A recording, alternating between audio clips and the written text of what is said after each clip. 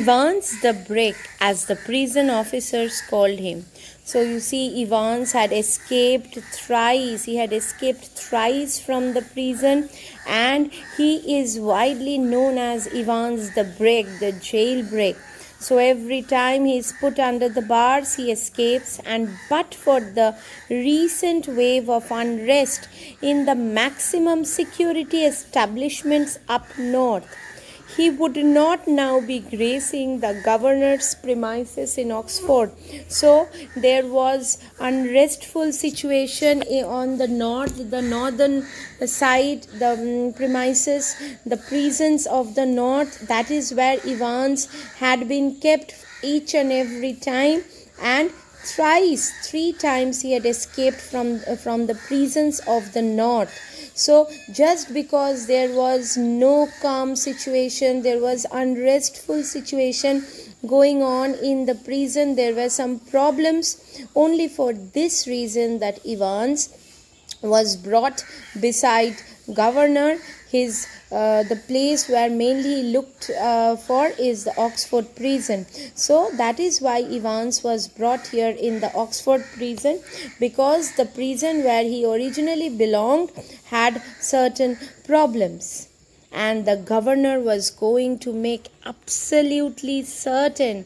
So the governor did not want to disgrace his own honor.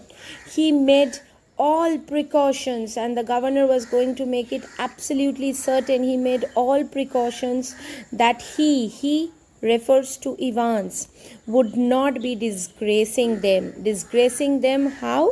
By escaping from the Oxford prison right in front of the governor, right under the nose of the governor. He should not escape. They made all such arrangements and precautions, yet he had developed a soft corner for Evans. So not that Evans was a real burden, not that Evans was a very real burden, was very difficult to keep, just a persistence means a firm, keeping on, nagging presence. So it was just a persistent, nagging presence. He was not that burden in that sense. He would be all right in Oxford, though. The governor would see to it personally. And besides, there was just a possibility that Evans was genuinely interested in O-level German. Just a slight possibility. So Evans did not provide any disturbance to the jailers in the Oxford prison. Only there is this constant fear of Evans breaking the jail and escaping. But then it may also happen, everybody should get the fair chance, that Evans was really interested in learning German and getting the academic certificate in German. So there is a possibility, just a very slight possibility. Now the times, very important. At 8:30 p.m.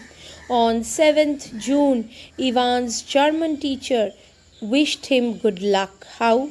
By shaking hands with him in the heavily guarded recreational block just across from D Wing. So D Wing is the portion where Evans' cell was situated, and he was taken from there to recreational block, and recreational block is the place where Evans took his lessons. Okay, so this, like this, you can see in the picture, recreational block is when the convicts or the prisoners came out, just opposite to the D wing. He went there to take his night classes in German from his teacher from September. Guten Glück, Herr Evans.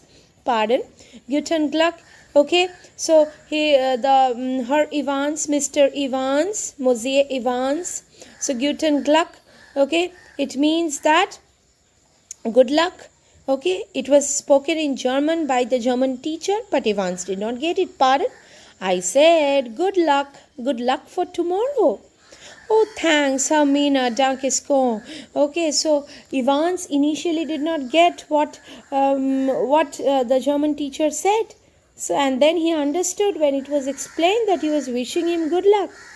You haven't a cat in hell's chance. Cat in hell's chance, it's an idiom. That means I don't see any possibility of getting through, of course, but that is, I don't see any possibility. There is no possibility for you to pass through the exam, but still, then Evans cuts him in the middle and says that I may surprise everybody. So Ivan says, you never know. How am I going to give the exam and I may surprise everyone present here? He speaks a very intriguing language. I may surprise everybody. Yes, at the end we are going to get surprised by the twists and twists and twists and turns in the story. At 8:30 the following morning, so it was 8th June, the date of the exam, 8:30 the following morning, Evans had a visitor. Okay, two visitors in fact. He tucked his grubby string vest into his equally grubby trousers. So grubby refers to, loose fitting kind of pajamas look. Grubby string vest into his grubby trousers and stood up from the bunk. He had two visitors at 8:30, smiling cheerfully, very gleefully, happily. Okay, so he was sitting there, stood up from his bunk. He was sitting there, smiling cheerfully. Morning, Mr. Jackson. This is indeed an honor. So who are the two visitors? Two jailers. One senior officer, Mr. Jackson, and one junior officer, a newly employed, a novice, Stephens. So you see, who is Jackson? Jackson was the senior prison officer on D wing.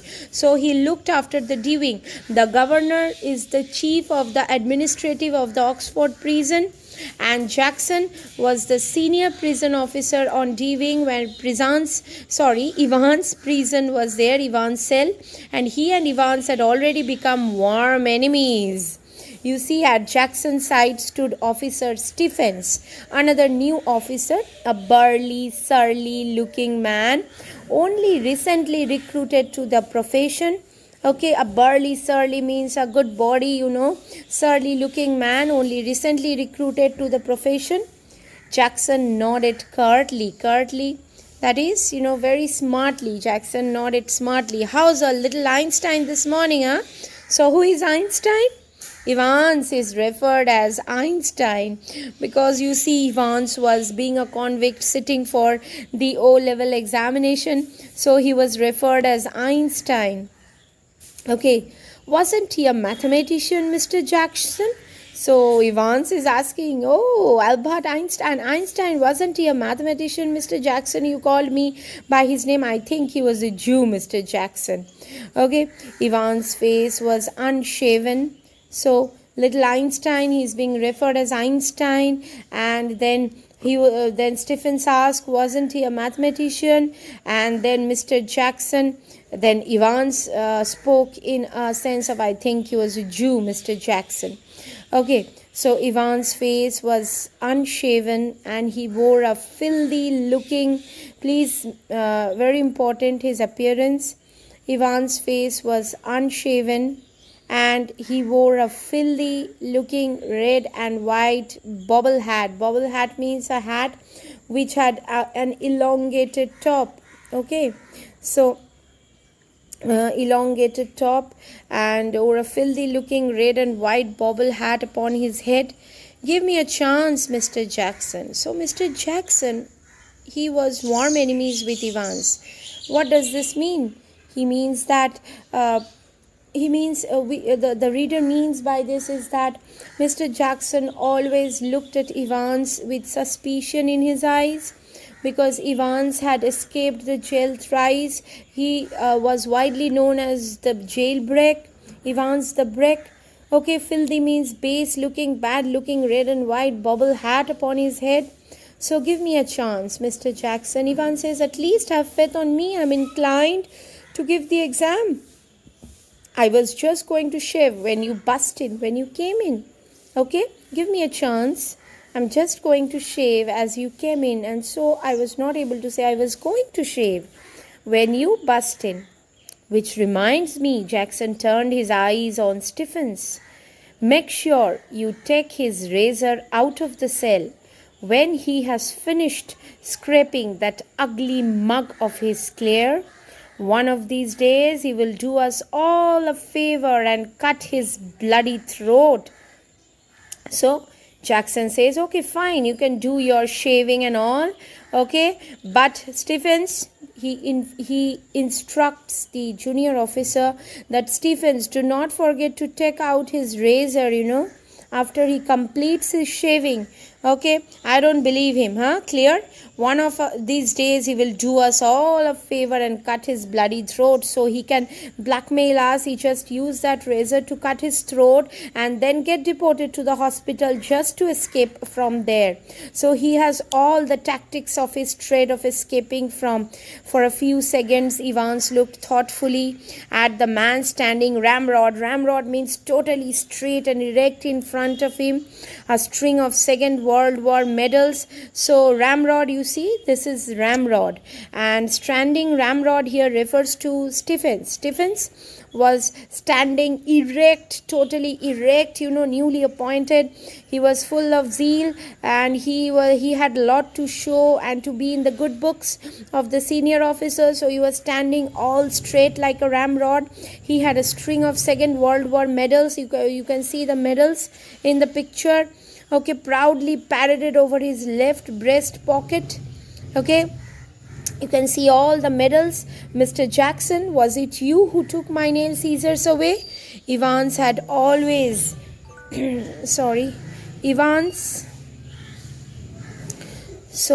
Evans had always worried about his hand. So he had taken his nail scissors. Evans had always worried about his hands. Okay, his hands and his nails. So he kept the nail scissors for cutting his nails, and that was also taken away as a precautionary measure by Jackson, the senior officer. And your nail file too. So I have taken both your nail cutter and your nail file. Okay, this is a nail file. We ladies use it, often to file our nails. Look, for a moment, Evans' eyes smoldered dangerously, but Jackson was ready for him. So suddenly the look in Evans' eyes changed. That you've taken my nail file, you've taken my nail cutter, and I'm always concerned about my nails. His eyes were gleaming, looked dangerous. Okay, but Jackson was prepared for everything.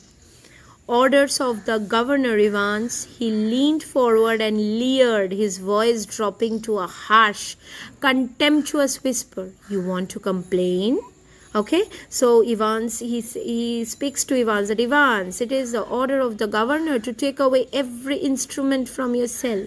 And then he came closer to him and asked him in a very harsh tone, as if to, mock him. Oh, you want to complain? Evans shrugged his shoulders slightly. The crisis was over. Oh no, it's just a petty issue. The crisis was over.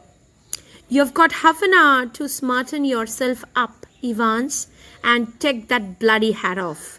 Okay, so Jackson is a very strict officer, and he knows everything, that what can Evans do, what can be his tactics this time. So he had half faith on him, though the governor had faith on him, and that is why he allowed him to give the exam. So Jackson says, you just have half an hour, 9 a.m. you have to get ready to smarten and to fresh yourself up. Me hat, huh? Evans put his right hand, and he asks him to open his hat also. But me hat, huh? Evans put his right hand lovingly on the top of his filthy woolen bobbled hat and smiled sadly. Do you know, Mr. Jackson, it is the only thing that has ever brought me any sort of luck in life. And he requests Mr. Jackson in a milder tone that, Mr. Jackson, this is the only hat, thing that I stick to myself in a very milder tone. I stick to myself because it serves as a mascot. Mascot means a lucky charm. Okay, so I don't want to part myself with this hat of mine, kind of a lucky charm.